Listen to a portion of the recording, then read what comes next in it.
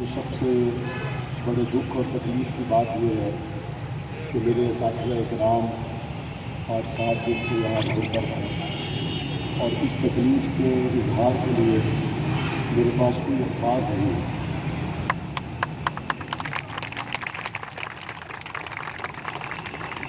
آپ جن لوگوں کے سامنے اپنے مطالبات کو دہرانے کے لیے آئے ہیں، میں یہاں بھی کہتا ہوں، میں ایوان میں بھی ان سے کہوں گا، ان کو 7 دن ہو گئے جب آپ ووٹ مانگنے کے لیے گئے تھے کہ 7 منٹ بھی آپ کو قابو نہیں بیٹھے گی۔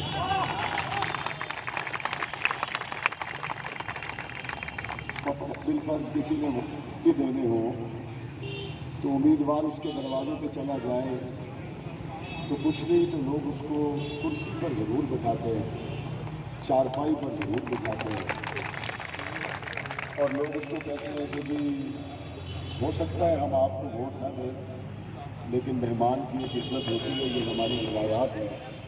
میں شرمندہ ہوں کہ آج میری قوم کے اساتذہ 7 دنوں سے سڑک پر بیٹھے میں شامیانے میں راتیں گزار رہے ہیں، ہم آپ کو کرسی بھی نہ دے سکے، ہم آپ کو چارپائی بھی نہ دے سکے، ہم آپ کے لیے کچھ نہ کر سکے۔ میں اس دکھ اور کرب کی کیفیت میں ہوں کہ میں الفاظ میں اس کا اظہار نہیں کر سکتا۔ بہرحال میں صبح جب آیا تو میرے ساتھ جو آپ کی دھرنا انتظامیہ ہے اس میں ہمارے جھنگ کے دوست بھی ہیں، راول پنڈی کے دوست بھی ہیں، اس میں مختلف اضلاع سے تعلق رکھنے والے دوست ہیں، تو وہ مجھ سے رابطے میں تھے۔ انہوں نے مجھے کہا کہ آپ دھرنے میں آئیں، تو میں صبح یہاں سے گزر کر ہی وزیر اعلیٰ صاحب کے دفتر میں گیا اور پھر میں وہاں سے نکلا۔ اس وقت میں ایک اور اہم شخصیت سے ملنے کے لیے چلا گیا اور میں چاہتا یہ تھا کہ میں جب آپ سے ملنے کے لیے آؤں تو میں آپ کو صرف یقین دہانی تک محدود نہ رہوں بلکہ میں تھوڑا بہت اپنی حکمت مساعد کے مطابق جو کام سے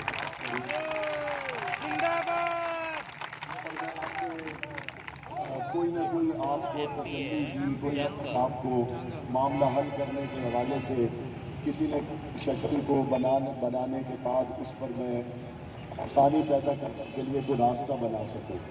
تو انشاءاللہ مجھے اللہ کی ذات سے بڑی امید ہے۔ صبح ہماری کچھ میٹنگز ہوئی ہیں اور ابھی تھوڑی دیر پہلے بھی میں پنجاب اسمبلی میں تھا، وہاں کچھ حکام سے بھی ملاقات ہوئی ہے، تو ہم ایک امید ہے کہ انشاءاللہ آپ کے مسائل کے حل کے لیے ایک با اختیار کمیٹی تشکیل دینے میں کامیاب ہو جائیں گے اور وہ آئیں گے، آپ سے ملاقات کریں گے اور ہماری پوری کوشش ہوگی کہ آپ کی تسلی کے مطابق پنجاب حکومت اس مسئلے کو حل کر سکے۔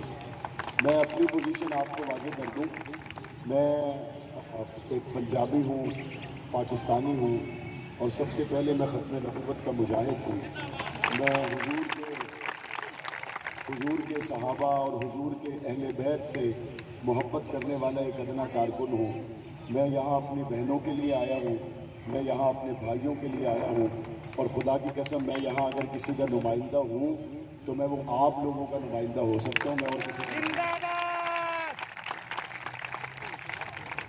ہم لوگوں کو یہی کہتے ہیں کہ پڑھا لکھا پاکستان ہوگا تو آگے بڑھے گا، ہم لوگوں کو یہی کہتے ہیں کہ تعلیم ملک کو ترقی دلانے کے لیے بہت ضروری ہے، لیکن جن کو ہم یہ ساری تقریریں سناتے ہیں اگر وہ آج مجھے کندھے سے تھپتھپائیں اور مجھے مخاطب کر کے کہیں کہ مولانا آپ جس پڑھے لکھے پاکستان کی بات کر رہے ہیں، جنہوں نے ایم فل اور پی ایچ ڈی کی ہوئی ہے وہ تو روڈ پہ بیٹھے ہوئے ہیں، آپ کون سے ملک کو ترقی دلانے کی بات کریں گے؟ کہ ہم نے تو اپنا جو ملک کا اور پنجاب کا بہترین مستقبل ہے وہ آپ لوگوں سے ہی طے کرنا ہے، اور آپ ہی وہ لوگ ہیں جنہوں نے میرے بیٹوں کو بیٹیوں کو اس قوم کے بچوں کو پڑھانا ہے اور آگے لے کر جانا ہے۔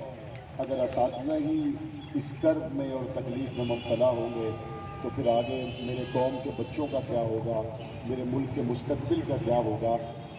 وقت گزر گیا لیکن تاریخ میں یہ بات لکھی جا چکی ہے کہ اساتذہ اکرام کو پاکستان کی سرزمین پر ڈنڈوں سے مارا گیا۔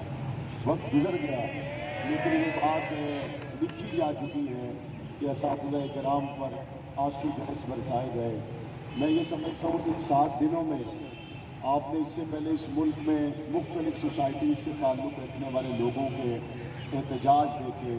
بعض مذہبی حوالے سے احتجاج ہوتے ہیں, بعض سیاسی حوالے سے احتجاج ہوتے ہیں, بعض احتجاج وکلاء اور ڈاکٹر کرتے ہیں, ہماری سوسائٹی کے مختلف لوگ احتجاج کرتے ہیں. آپ نے ان 7 دنوں میں جو مثال قائم کی ہے, آپ کی اس مثال سے ایک اور بات واضح ہو گئی کہ ان 7 دنوں میں آپ نے اس روڈ سے گزرنے والے کسی موٹر سائیکل کو بھی نہیں روکا.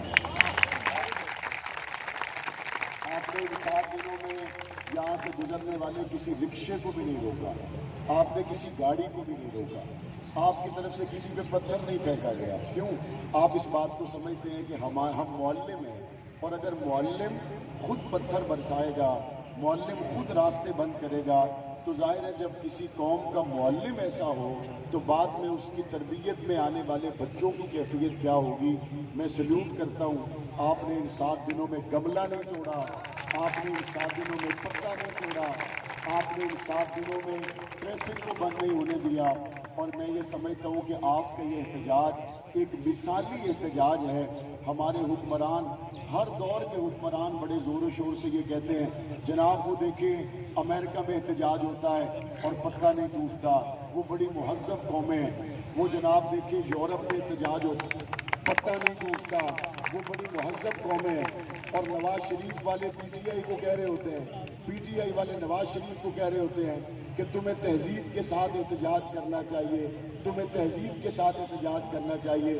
خان صاحب یہ لوگ تو تہذیب کے ساتھ کر رہے ہیں, ان کے ساتھ تو کوئی اچھا کرے گا.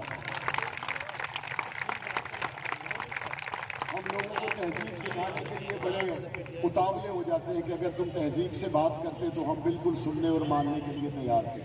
اب یہ اساتذہ کرام پوری تہذیب سے اپنے آپ کو ایک ایسے ماحول کے اندر قائم رکھے ہوئے ہیں جہاں پہ کوئی اشتعال نہیں ہے, جہاں پہ کوئی گالی نہیں ہے, جہاں پر کسی قسم کا کوئی لا اینڈ آرڈر کے حوالے سے خطرہ نہیں ہے. چونکہ یہ میری قوم کے معلم ہیں, اور معلم کی شان یہ ہوتی ہے, معلم کی شان یہ ہوتی ہے, میرے جملے کو ضائع نہ کیجیے گا, معلم کی شان یہ ہوتی ہے وہ پتھر کھا کے بھی پیچھے پلٹ کے نہیں دیکھتے. ہم نے معلم کائنات سے سیکھا یہ ہے کہ وہ پتھر بھی مارے تو طائف کی وادی میں میرے نبی نے کہا اللہم اغفر لی قومی فإنہم لا یعلمون, اے اللہ اس کو بخش دے, ان لوگوں کو میرا پتہ نہیں ہے. تو آپ نے اس سنت کو, آپ نے اس سیرت کو, آپ نے اس کردار کو زندہ رکھا ہوا ہے. ہمارے اوپر یہ ہے کہ ہم اس موقع میں آپ کے ساتھ کھڑے ہوں. ہمارا کردار طائف والا کردار نہیں ہونا چاہیے. ہماری ذمہ داری یہ ہے, آپ نے اگر حسین والا کردار رکھا ہے, ہماری طرف سے یزید والا کردار نہیں ہونا چاہیے. ہمارا کام یہ ہے, آپ نے اگر اس مطالبے کو جائز انداز سے لایا ہے تو ہم بھی اس کو محبت سے دیکھیں. میں ابھی مزید کچھ دیر لاہور میں رکوں گا, میری کچھ طے شدہ مصروفیات ہیں, تو ممکن ہے کہ حکومتی ذمہ داران آپ سے آج یا کل بات چیت کا ماحول بنے, تو آپ ضرور بات چیت کریں, اپنے مسائل کو بات چیت کے ذریعے حل کریں. اور مجھے امید ہے کہ جب آپ کا مذاکرات کا, بات چیت کا ماحول بنے گا تو آپ اس میں ضرور انشاءاللہ کامیاب ہو جائیں گے. باقی میں آپ دوستوں سے ایک مرتبہ پھر اس درد کا اظہار کرتا ہوں, کاش کہ میرے پاکستان میں وہ دن آئے کہ جب گھر سے نکلنے سے پہلے اس کا مسئلہ حل ہو جائے. کاش میرے ملک میں وہ دن آئے کہ جب کوئی رات کو بوڑھا باپ اپنے بیٹے کو فون کر کے یہ نہ پوچھے بیٹا تم 7 دن سے لاہور میں ہو, مجھے نیند نہیں آ رہی, تم کہاں رہ گئے.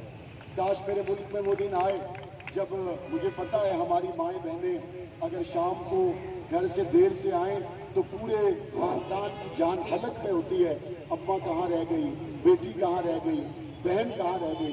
کاش میرے ملک میں وہ دن آئے جب میری بہن کو اور بیٹی کو روڈ پر آ کے اپنے مطالبے کو دہرانے کی ضرورت نہ پڑے.